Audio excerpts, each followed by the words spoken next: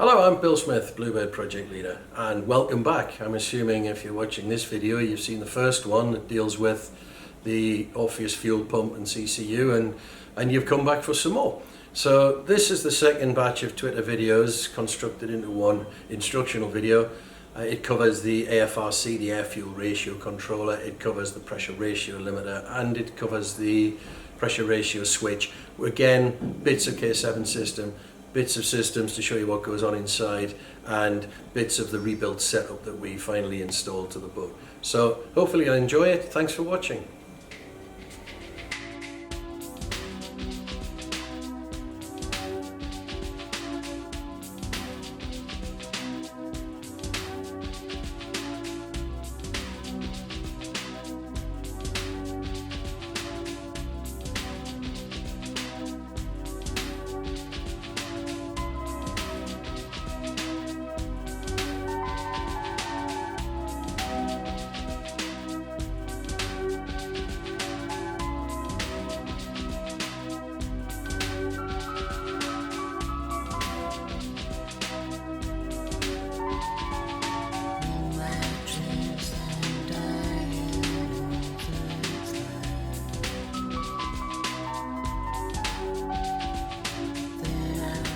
Another little bit of fuel control system for you. Don't have our regular videographer today, we're locked down with Corona, so arranging these things is difficult.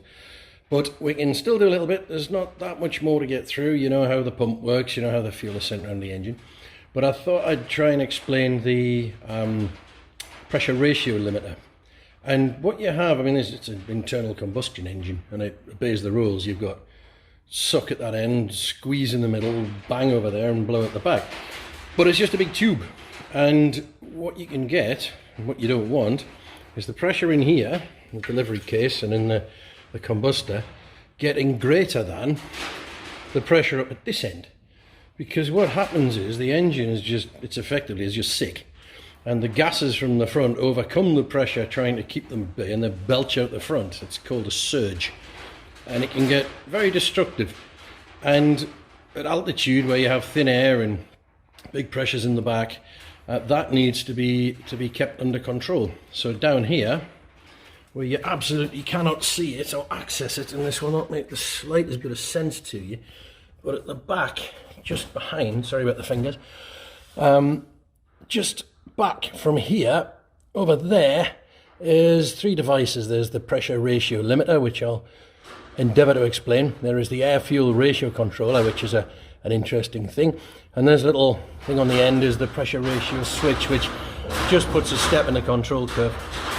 And in case you're wondering what all the crashing and banging is about, it's very windy outside, and that's the roller shutter. So I'll retire to somewhere a bit warmer and give you a look at the pressure ratio controller. There you go.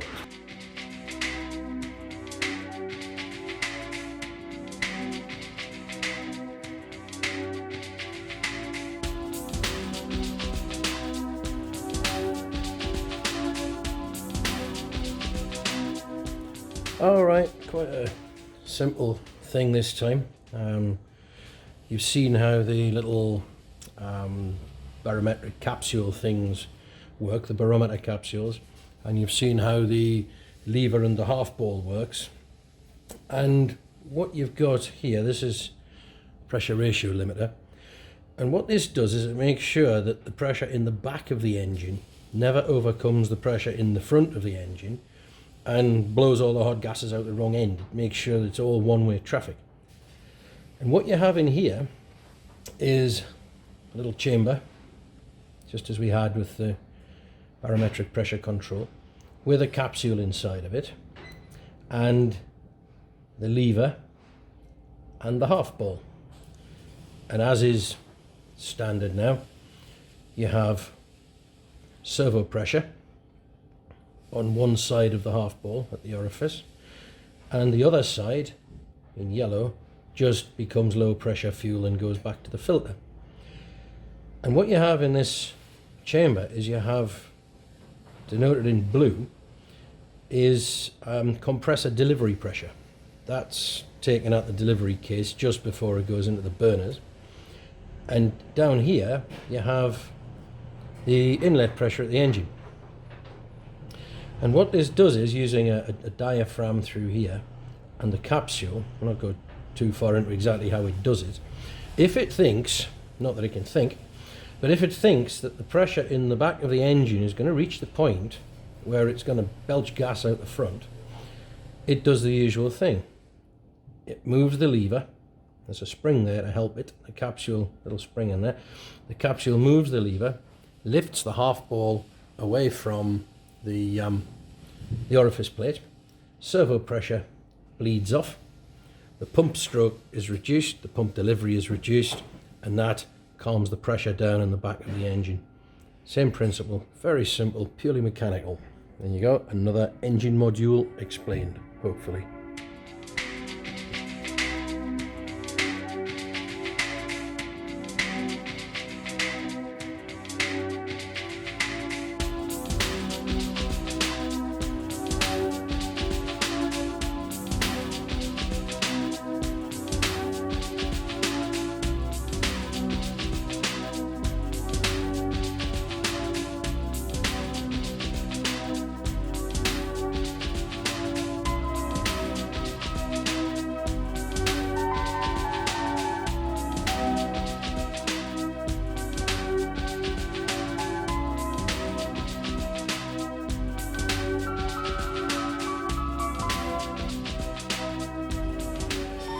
This is a spare retired pressure ratio limiter.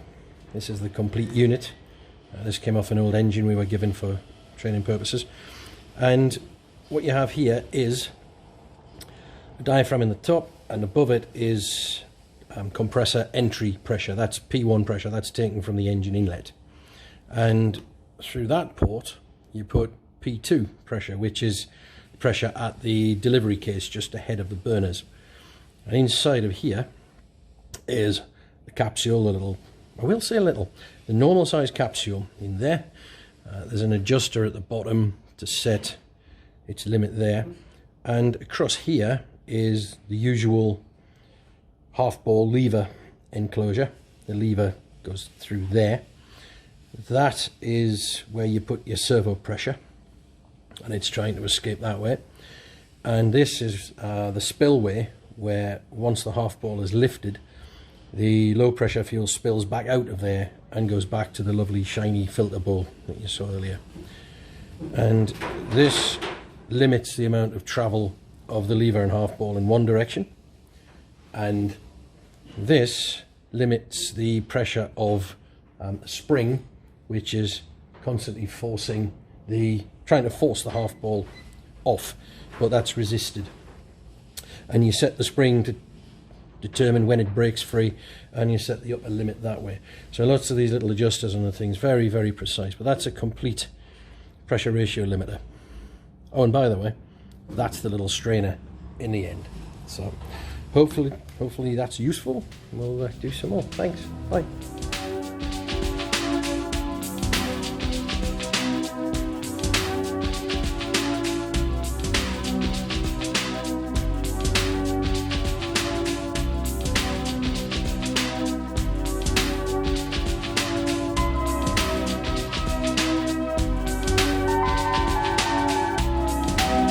Thought we might go just one layer deeper into some of the lovely engineered components in here.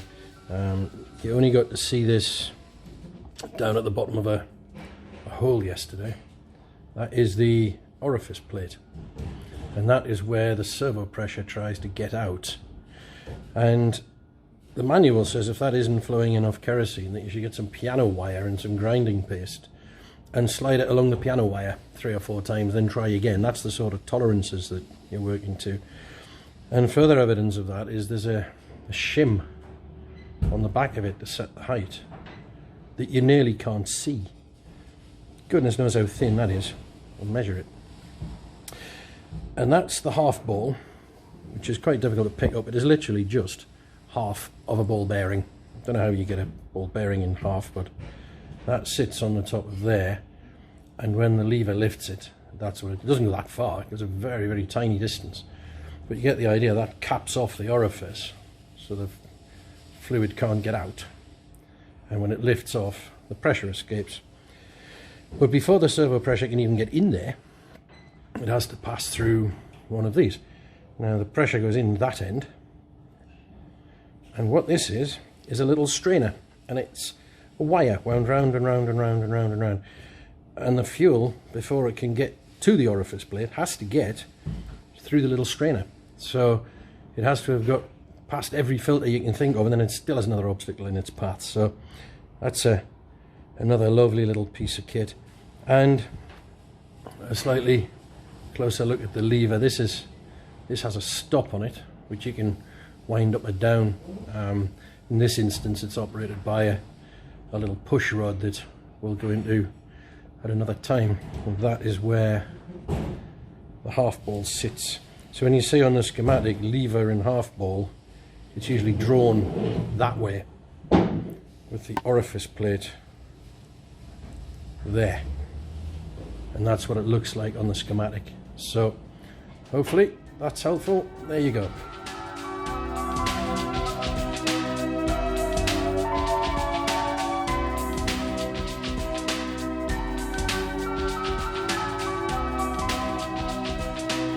Final lesson in Orpheus fuel systems: air fuel ratio control and pressure ratio switch.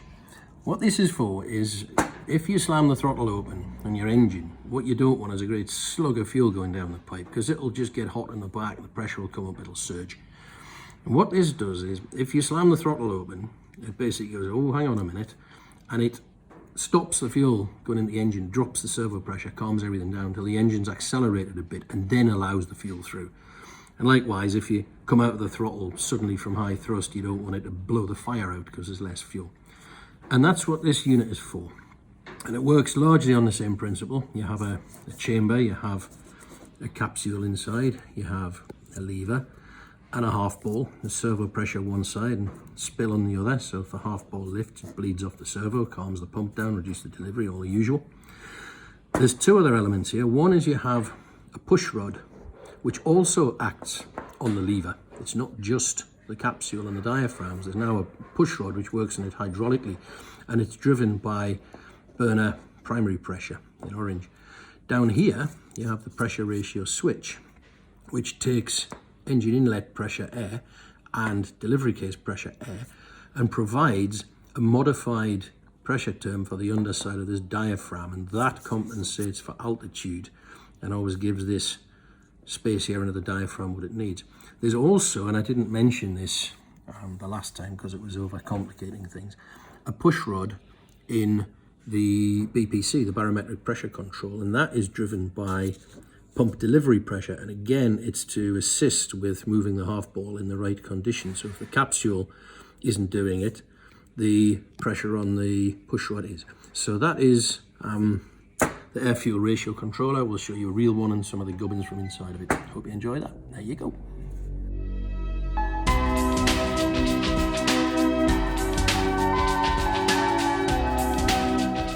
Air fuel ratio controller and pressure ratio switch.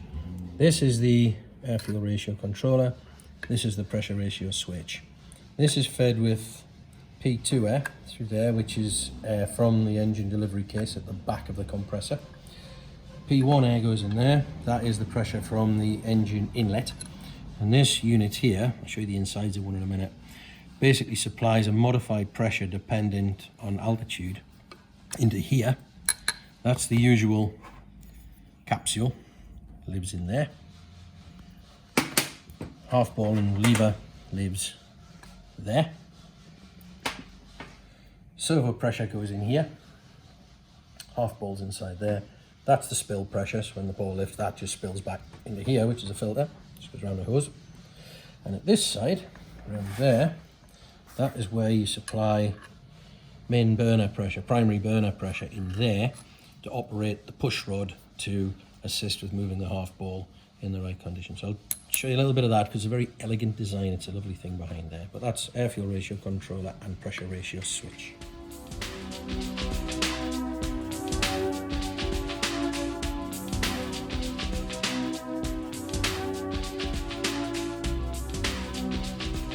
Engine start and AFRC spilling servo pressure 0, 0, 0. Starter spins first. That increases, engine will light any second. You see this move, there it goes, the engine's lit, the servo pressure's coming up. There you go, this will come up to about 680 and stabilize. This actually reads high, the temperature's less than that. It's going to come up, it's going to peak just about there. So now we've got 680 Celsius jet pipe temperature, we're at nearly 2000 RPM, servo pressure has stabilized. Now the temperature's coming down as the engine tears air through itself to pull out the heat. We're at about idle speed again, servo pressure is stabilized. We'll just let some of the heat come out of the engine, let the engine components come up to temperature, a little bit of a heat soak. Again, we're still stable on the servo pressure. So come up towards 4000 revs, which is where we do the slam acceleration. Sit there, give it a little bit of a heat soak, just give it a moment to settle itself so don't put big thermal stresses through it. And then we'll open the throttle a little bit, and if you watch the servo pressure, so it drops, and then the engine accelerates, servo pressure is restored. It'll do that again. As we hit the throttle, boom, servo pressure drops away to nothing, engine accelerates, half ball lands back on the orifice plate, bang, servo pressure comes back up, servo pressure drops, and that's the servo pressure being spilled by the air fuel ratio controller by lifting the half ball.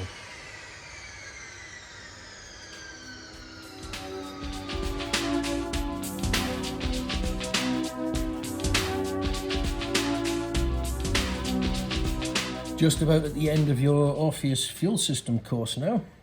We've done the AFRC pressure ratio switch. Basically what happens is the control curve for this from sea level to altitude isn't linear, and the pressure ratio switch basically puts a step in that curve by basically telling this lies, and it introduces a modified pressure. I'm not going to begin to tell you how it all works, but you put P2 pressure in there, which is compressor delivery pressure. You put engine inlet pressure in there, and it scoots down into there with many hydroformed capsules and chambers, and having done its thing, it then produces a modified pressure through that little hole in there, which goes into the chamber with the capsule in there. This is a cutaway one just to show you some of the intricate little things. And little air strainer, I will say little, that is a normal sized air strainer in there, trust me, and normal sized springs and normal sized components, but that is a cutaway pressure ratio switch, and there's the small hole in the back for the modified pressure term. So there you have it. Tell me.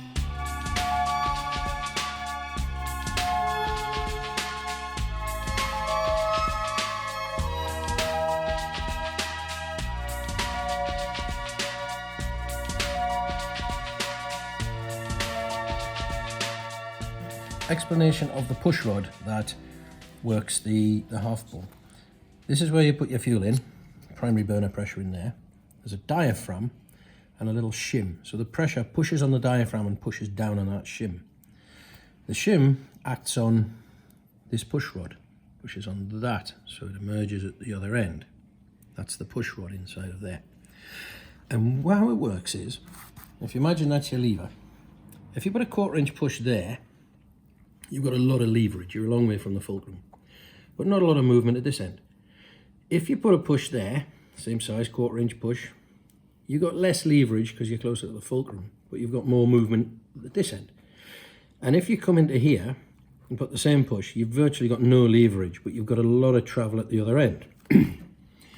And this allows you to do that because the push rod lands on this land, and you can adjust it so it pushes there, so you've got much leverage but not a lot of movement, there, or there.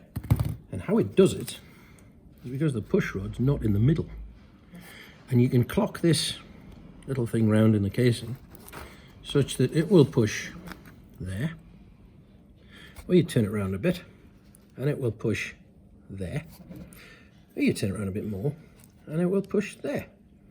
And by turning around that eccentric with the push rod in it, you can set up how far from the fulcrum the push rod is, and you can set up how far the lever moves and how much force you put on it, and you can tune that perfectly.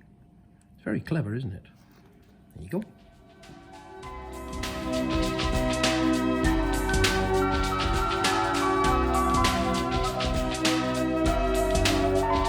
And finally, to round out your course on Orpheus fuel systems, the very last thing, which is part of the first thing. Remember the pump? You remember the pump.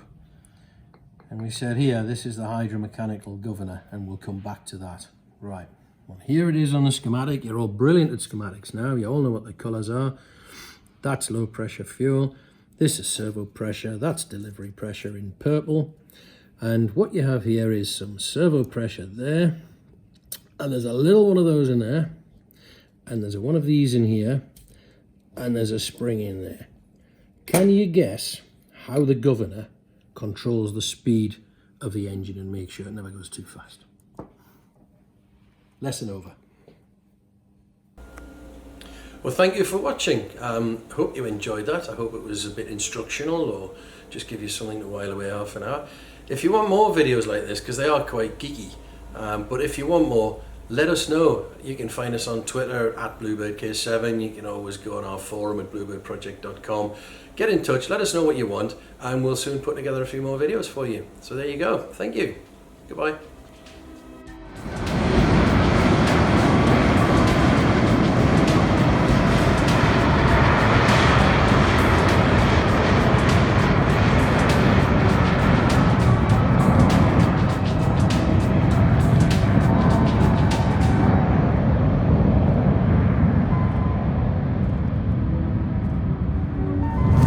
Ho ho ho ho!